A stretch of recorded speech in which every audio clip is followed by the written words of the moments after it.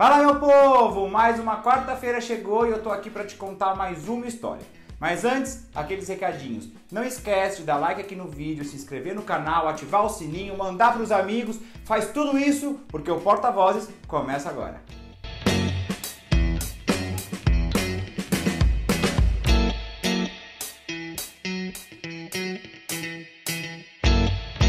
No vídeo de hoje vocês vão conhecer o Vini. Por causa de um erro médico na hora do parto, o Vini teve paralisia cerebral, o que comprometeu toda a sua parte física e motora. Mas isso não impediu ele de ir atrás dos seus objetivos. Hoje ele faz faculdade de psicologia e dá palestras motivacionais, mostrando para muitas pessoas que às vezes o pouquinho que faz a gente reclamar não é nada perto do que muitos passam. E essa é a história que eu conto para vocês hoje. Vini, bem-vindo ao Porta-Vozes. Obrigado. Prazer ter você. Você teve paralisia durante o parto, certo? E como que foi para você ao longo da sua infância se entender? Entender que você tinha algumas limitações? No começo foi bem difícil, porque a gente via as crianças brincando de pega-pega, esconde-esconde de bola, e a gente não podendo fazer isso, a gente começou a se perguntar o porquê com a gente. Foi aí então que minha mãe, graças a Deus, entrou, começou a conversar comigo. Eu tive na CD também um amparo psicológico muito grande, onde a gente pôde começar a conversar sobre o assunto e aprender a se colocar numa sociedade de uma maneira diferente. Então acho que foi esse o principal motivo de eu me entender tão bem hoje como cadeirante. Como que era a acessibilidade dentro da escola? Tinha elevador? A escola era preparada para isso ou não? Você que ia se virando? A primeira escola do ensino fundamental era térrea, então não tinha muito problema em questão de acessibilidade. Tinha rampa para ir para a quadra, enfim, estava nos padrões. A segunda escola, sim, a gente teve um probleminha que no papel a escola tinha elevador, mas na prática a gente sabe que não tinha. Eu fiquei durante 8 anos naquela escola e trabalhei naquela escola. Sem elevador? Também sem elevador, então subia e descia de escada o dia inteiro com os amigos, subindo e descendo. Então, durante esse período você dependia de alguém para levantar a sua cadeira e subir no braço? Sim, totalmente. Totalmente dependente de ajuda nessa questão de mobilidade, porque não tinha condições nenhuma de eu me locomover sozinho na escola, porque era uma escola de 2 andares, e aí quando eu tinha que estar lá em cima, eu não conseguia sozinho. E aí foi o que ocasionou o primeiro acidente. Eu caí do primeiro lance de escada da escola, caí entre aspas. Eu fui meio que jogado por esse mesmo aluno do ensino médio que optou-se por essa decisão errônea. Ele te jogou da escada? Ele me jogou da escada. Naquele momento, quando eu caía, eu via todo mundo passando, girando na minha frente, e eu só pensava em como eu ia acabar no chão. Mas graças a Deus não houve fraturas muito grandes, só ralei e eu ainda consegui salvar ele deselinchado na escola, porque quando todo mundo foi pra cima dele e resolveu o problema, eu taquei a cadeira no meio e falei que não era pra fazer com ele o que ele fez comigo 5 minutos antes que foi o acontecido. Como foi o seu primeiro contato em tentar entrar no mercado de trabalho? Você teve dificuldade ou foi tranquilo? O mercado de trabalho é sempre um pouquinho mais tenso. Eu deixei de estudar naquela escola e o meu primeiro emprego foi dentro daquela mesma escola, onde eu efetuei um cargo de coordenação técnica, porque a escola não estava acostumada a receber alunos com necessidade especial, e a partir do momento que eu entrei naquela escola houve uma demanda muito grande, então optou-se por me pedir para mim ir para a escola de novo, não só para ajudar nessa questão de adaptação do aluno com deficiência, mas como suporte também para a família, porque não é fácil. Não é só a pessoa com necessidade especial. É todas as pessoas que cercam ele também que estão envolvidas nessa história. Então eu voltei a trabalhar nesse ambiente escolar como um coordenador técnico e eu fiquei lá durante 4 anos.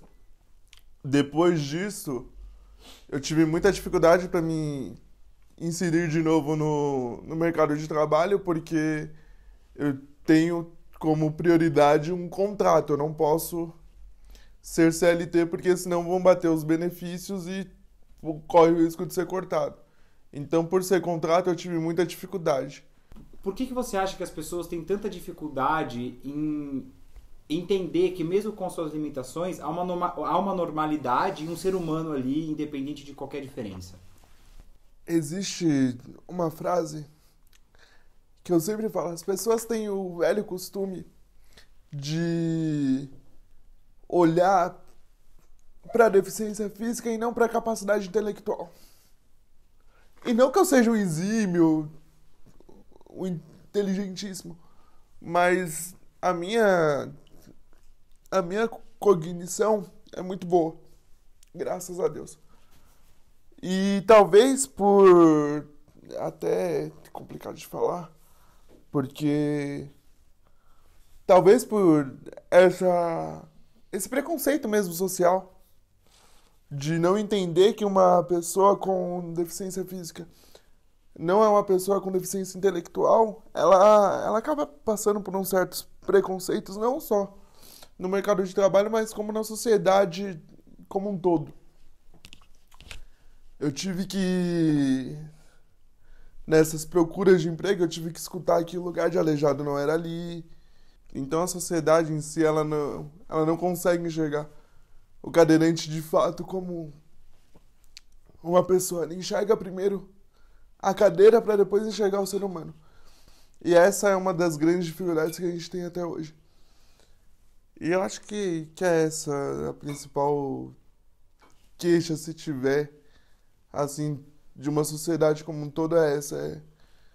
Pare de enxergar a pessoa com necessidade especial, seja ela qual for, como um obstáculo. Enxergue ela como uma possibilidade de crescimento da sociedade em si e no mercado de trabalho também. Hoje você se vira sozinho, você só, assim, vai para onde você tem que ir, você tem a sua independência. Como que foi essa evolução ao longo dos anos? Foi uma evolução, primeiramente, uma barreira dentro de casa, porque a violência tá aí para todo mundo e uma pessoa com necessidade especial não tá fora disso. Então, para mim conseguir essa independência, primeiro eu tive que melhorar meu psicológico, entender que eu poderia fazer mais do que eu estava fazendo naquele momento, passar a confiança necessária para o meu pai e para minha mãe, porque não é fácil você já largar um filho que anda, não é fácil. Um filho que tem essas dificuldades de locomoção na rua é mais difícil ainda, porque a cadeira pode acabar a bateria, enfim, pode acontecer vários fatores que eu posso ligar para eles e falar, ó, tô parado no meio da sé com um monte de gente e eu não tô conseguindo ligar a cadeira.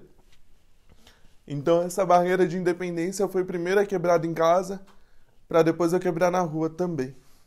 Vini, hoje você dá palestras na igreja, se não me engano, contando sua história. Qual é a maior lição que você tirou e que você passa para as pessoas?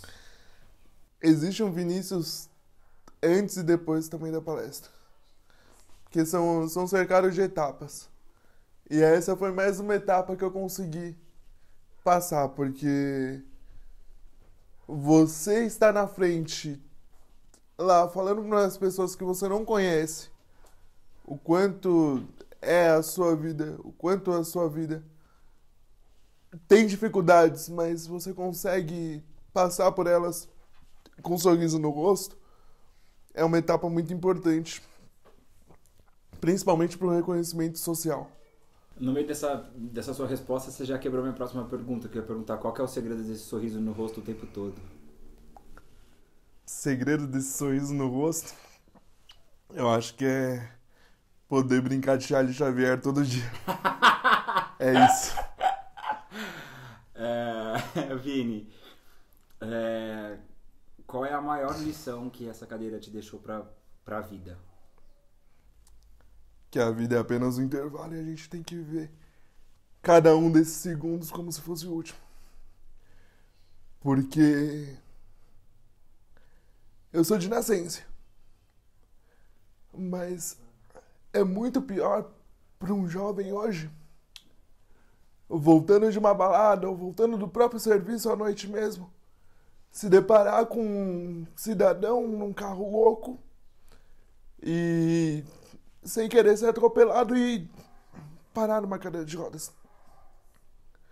Então, a lição que ela me deixou é: viva.